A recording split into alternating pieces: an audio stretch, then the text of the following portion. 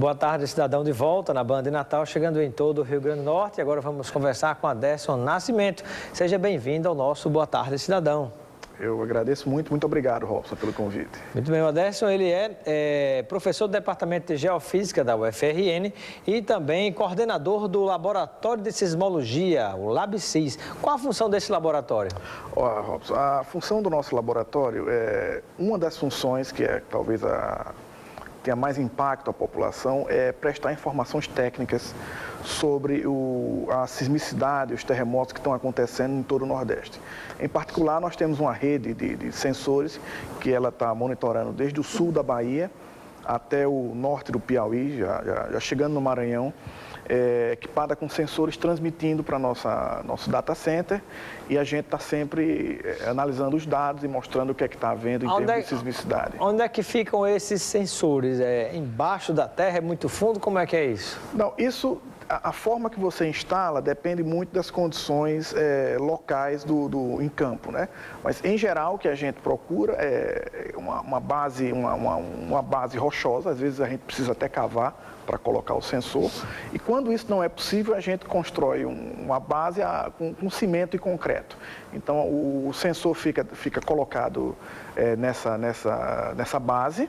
Mas na superfície da terra ou embaixo? Às vezes, quando ele para o tipo de estudo que a gente faz aqui,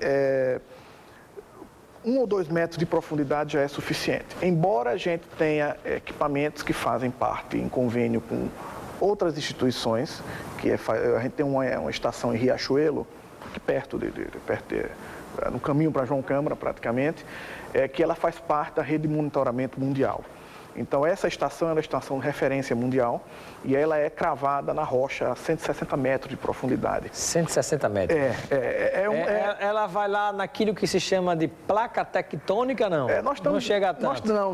O que é uma placa tectônica, para quem não sabe? Uma placa tectônica, na verdade, é um conceito científico que diz o seguinte, que se a Terra se move, a parte mais superficial da Terra, os primeiros 100 quilômetros da Terra, ela se move, ela quase 100 quilômetros abaixo. Ela praticamente flutua em outras regiões mais profundas da Terra, e você define as placas tectônicas. Essas placas são estruturas espessas e são rígidas. É como se fosse um mosaico. A Terra fosse composta por um mosaico cerâmico, que esse mosaico cerâmico está em constante movimento em relação às outras. E nessas regiões que existem os constantes movimentos, você tem os grandes terremotos que a gente escuta falar no Japão, Califórnia, que gera Himalaia, tsunami, né? Que geralmente a maioria deles são associados a tsunami. Quando um mosaico desse, uma placa tectônica dessa, digamos, imagina um quebra-cabeça, né? Como um mosaico desse se mexe, ele, por exemplo, estando embaixo da terra, ele pode provocar uma grande onda no mar, que é o que se chama de tsunami. Isso. O que acontece no processo de tsunami é que você tem o fundo do mar, ele é todo plano, e quando você provoca um terremoto que tem esse tipo de movimentação, uma parte é rebaixada em relação à outra, pode ser essa parte ou pode ser essa, o que é que acontece?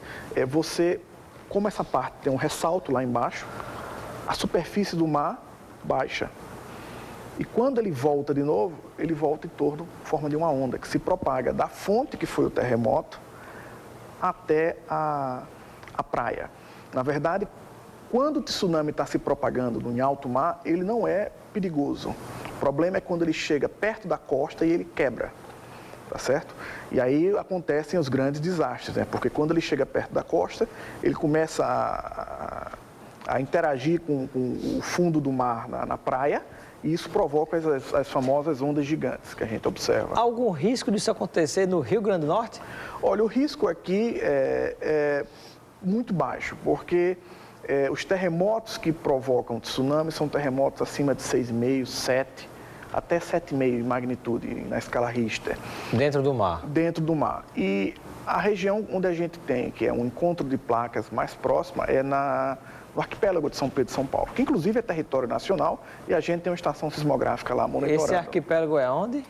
Ele não fica... é Fernando Noronha, não? Não. Ele fica a cerca de 700 quilômetros depois de Fernando Noronha. Fica depois de Fernando Noronha? Depois de Fernando, ele fica exatamente no encontro das placas. É território nacional? É território nacional. Não pertence no estado, não? Como não. Noronha pertence a Pernambuco? Não. É um território nacional, é uma zona controlada, é uma zona de comércio, de Ela é muito exploração. Distante, então. É muito distante, mas garante ao Brasil soberania na parte de exploração de recursos naturais, pesca também, por exemplo, e a gente tem um projeto com a Marinha do Brasil exatamente para monitorar e fazer pesquisas naquela área. É um projeto bem interessante. Que coisa interessante.